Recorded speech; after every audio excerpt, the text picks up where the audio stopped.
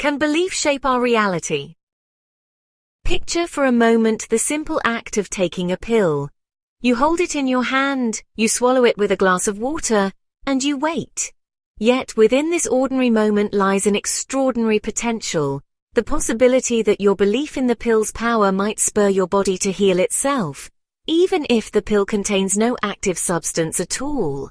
This is the essence of the placebo effect, and it opens the door to a profound and paradoxical truth.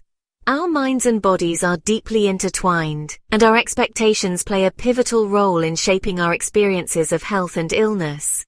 Now imagine that this seemingly isolated event doesn't happen in a vacuum.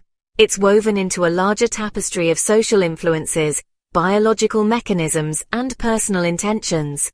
The placebo effect is not a one-directional process. It's more like a dynamic, interactive dance. Behind this effect lies an insight from neuroscience called predictive coding. In essence, your brain isn't a passive observer of reality, it's more like a constant forecaster, perpetually generating hypotheses about what should happen next.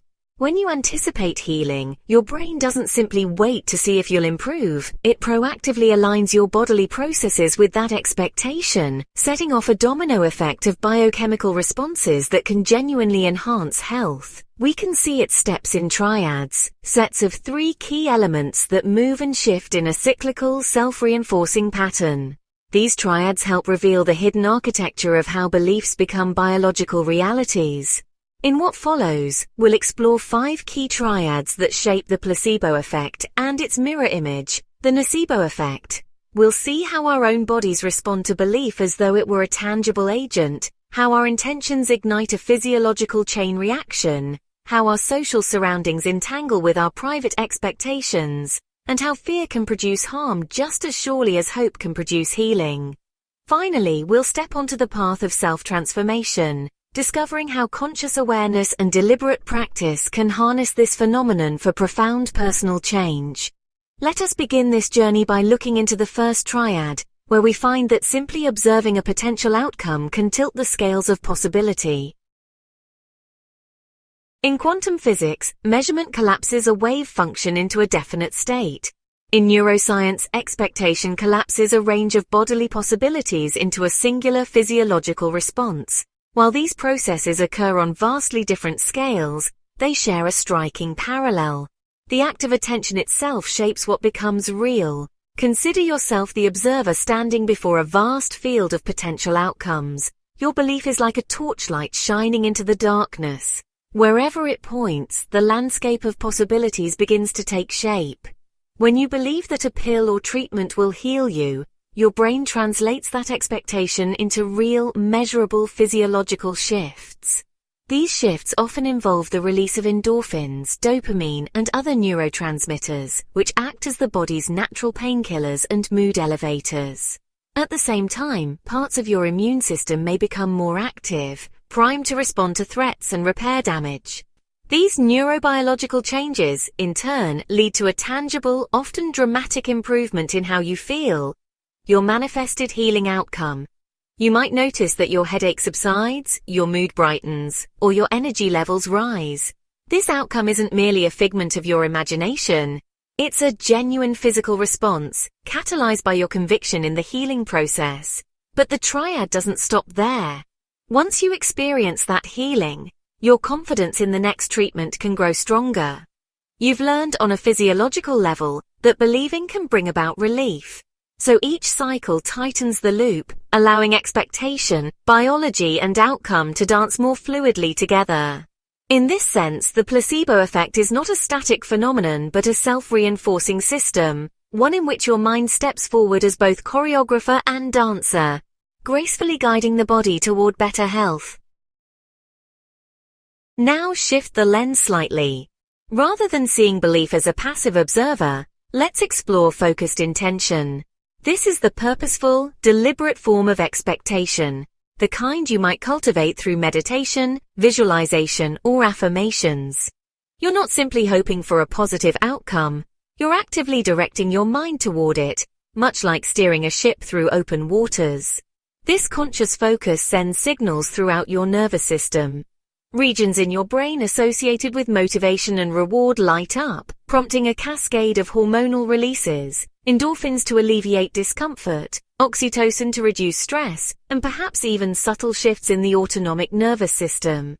Your immune cells may become more vigilant, your heart rate could stabilize, and stress-related inflammation might decrease. This is not wishful thinking. It's a neurophysiological reality triggered by mental intention and facilitated by your body's innate capacity for adaptation.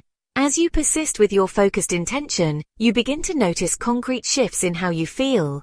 This is your subjective experience of healing. Pain might lessen, anxiety may fade, and a sense of wellness emerges.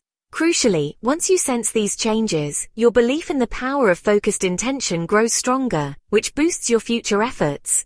Thus, the loop continues. It's a self-reinforcing triad where each step feeds the next, illustrating that you can, in many respects, become both the patient and the physician, using your own mind to nurture your body's healing processes.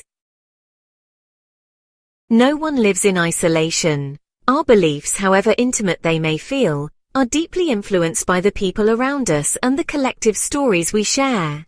In this triad, the individual's expectation and the doctor's or community's influence are entangled forces, each shaping the other. When a healthcare provider exudes confidence in a treatment, it often boosts the patient's belief in its effectiveness. The reverse is also true. A patient's strong hope and engagement can enhance the medical professional's sense of purpose and conviction.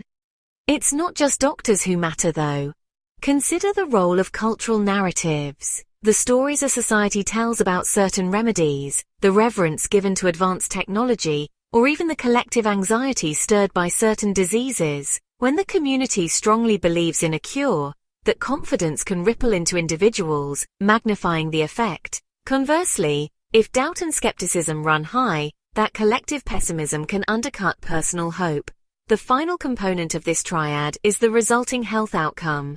It emerges from the interplay of personal and social beliefs, revealing how healthcare is not just a two-dimensional procedure, but a three-dimensional tapestry of communal understanding. Success, in this sense, isn't determined solely by the chemical properties of a drug or the precision of a surgical technique. It also depends on whether patient and practitioner align their expectations with the cultural context in which they operate. Recognizing this entanglement helps us see healing as a network of relationships, a shared space where our combined beliefs can become powerful agents of transformation. If the placebo effect is a testament to the mind's capacity to heal, then the nocebo effect stands as its cautionary counterpart, illustrating how the power of belief can also manifest harm. Here, instead of a hopeful expectation, we begin with fear or expectation of harm. This initial negativity sets the stage for a physiological stress response. The body shifts into a state of hypervigilance, releasing hormones like cortisol that can suppress immune function, increase inflammation, and heighten one's perception of pain or discomfort. When these stress-induced changes accumulate, they often contribute to a negative health outcome. A worried patient may find that they experience stronger side effects from a harmless pill or develop heightened symptoms in response to minor ailments. On a broader scale, cultural panic around a disease can make entire communities more susceptible to its ill effects, not just through contagion but through anxiety-driven responses. Consider the case of patients who were mistakenly told they had terminal cancer, only to pass away within months, despite autopsy findings revealing no physiological cause of death.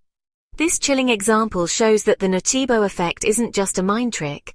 It has the power to accelerate real suffering, even in the absence of an actual threat. This triad reveals a stark truth. Our minds don't discriminate between beneficial and detrimental expectations. Whether we hold optimism or dread, the body acts upon those signals. In a sense, the nocebo effect warns us that believing in the worst can be as potent as believing in the best. The very same mechanism that orchestrates relief through placebos can summon suffering when fixated on fear. Recognizing this dynamic can motivate us to be mindful of the narratives we internalize, both the ones we tell ourselves and those we absorb from the world around us. In our final triad, The focus shifts to the power of self-transformation. Research in psychoneuroimmunology has shown that patients who engage in daily visualization exercises, mentally picturing their immune cells attacking infections, can experience measurable immune system improvements. Similarly, MRI scans of long-term meditators reveal structural brain changes associated with reduced stress and enhanced healing responses. It begins with conscious awareness of the mind's influence. This is the moment you realize that your thoughts, expectations, and beliefs are not merely passive reflections of reality. They are active participants in it. With this realization, the door to transformation swings open, inviting you to harness the placebo effect rather than leaving it to chance. The second step involves intention-driven practices, deliberate efforts to shape your internal state and, by extension, your physiological processes. This might include mindfulness meditation, in which you learn to observe thoughts without judgment, visualization, where you mentally rehearse desired outcomes until they feel tangible, or affirmations, spoken or written statements that strengthen your resolve and commitment to healing. Through these practices, you begin to cultivate a more harmonious dialogue between mind and body.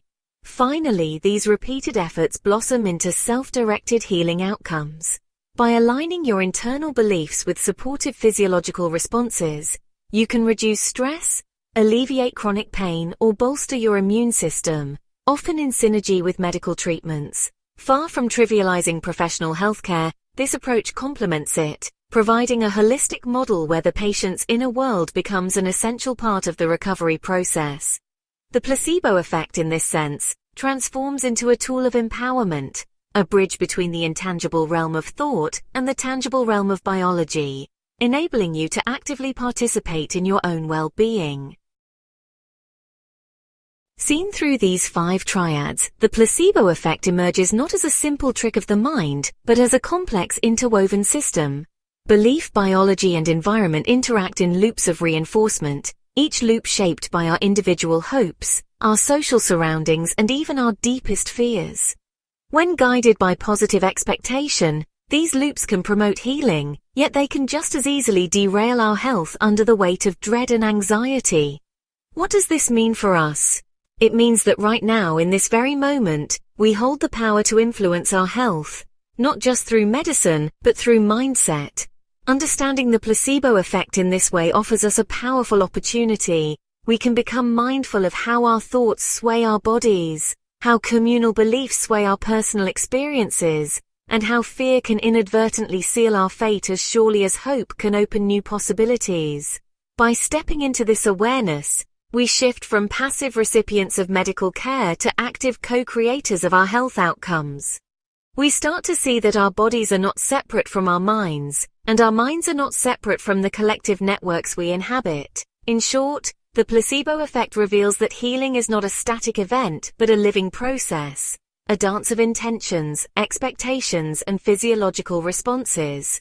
By recognizing our own role in this dance, we realize that we always have a hand on the cosmic jukebox. We can choose the songs of healing, resilience, and optimism. And as we do, we step into a fuller vision of what it means to be human, not merely flesh and bone, but living, breathing vessels of possibility, capable of transforming the seemingly impossible into the vividly real.